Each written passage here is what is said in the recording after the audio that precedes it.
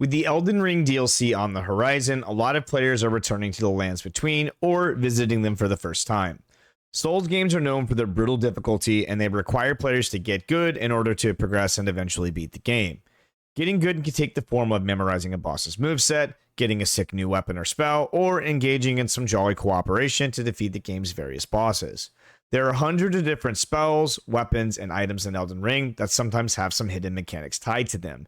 In today's video, we're going to go over a few unique interactions that even the most veteran player might not know. So let's jump into it.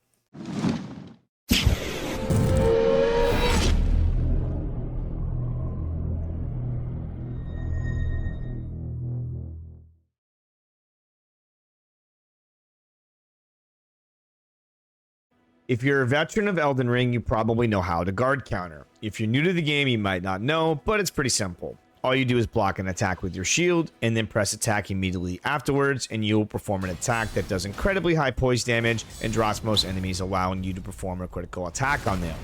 What you might not know is you don't need a shield in order to perform a guard counter.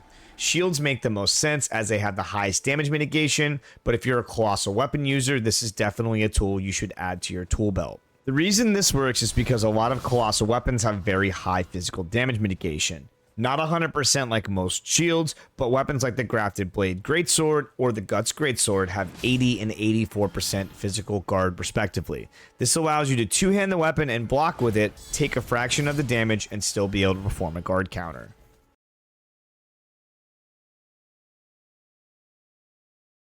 If you're a FromSoft veteran, you know that they love to hide things behind fake or illusionary walls. Sometimes access to entire areas are hidden behind these walls, and Elden Ring is no different.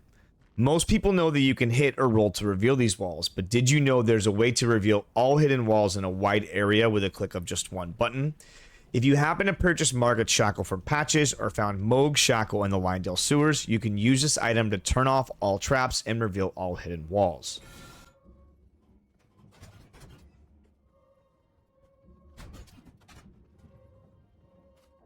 The way this item works is it sends out an invisible pulse that stops once it reaches its range, which is pretty wide, or Margit for Margit Shackle or Mohg for Mohg Shackle.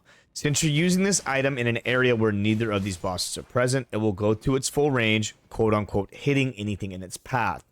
Be careful using this item though if there are any enemies that can aggro from a very long range away. For example, the dual sword wielding ghost before Commander Neil, as it technically is hitting them and it will cause them to aggro onto you.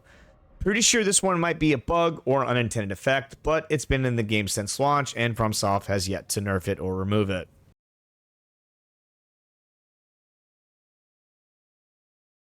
A big part of PvP in any game is trying to fake your opponent out and then taking advantage of your opponent when they go in for what they think is an opening. You see this in fighting games all the time where a character's taunt can look like an attack, or a character may have a move that they can feint, causing the other player to react, and then the other player punishes that reaction. For the most part, feints do not exist in Elden Ring, but there is a certain class of weapons that allow you to feint. These weapons are thrusting swords and curved swords. How you perform a feint is you hold R2 and then before the animation finishes, you tap the roll button. This will cause your character to do a quick hop backwards with the thrusting sword or a flip with the curved sword. Once the retreat finishes, you can immediately combo this with an R1 that is significantly faster and longer range than a normal R1. This is a tactic that really only works once, as once your opponent sees the interaction, they are unlikely to fall for it again, but it's still pretty useful to have in your tool belt.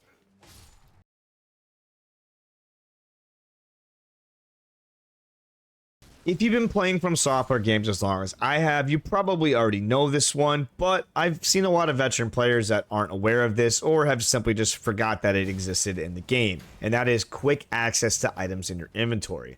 In Elden Ring specifically, if you go to the start screen, there's a menu on the right called pouches. You can bind up to 4 items or actions here. To access this, all you do is hold Y and then press the corresponding D-pad direction to use the item. I personally like to bind health pots to up, mana pots to down, and torrent to right. If you don't like to do this, however, and you prefer to have your health and mana flasks on your quick items, that's fine. There is a way to quickly cycle this as well. All you do is hold down the D-pad and it will jump to whatever item you have in your first slot. The same can be done for your spell slots, but you just hold up instead.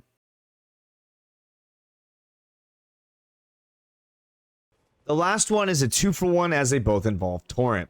The first tip is that you have iframes when mounting and dismounting Torrent. This is really useful during overworld boss fights, as sometimes you will get knocked off Torrent and you'll have to remount mid-fight.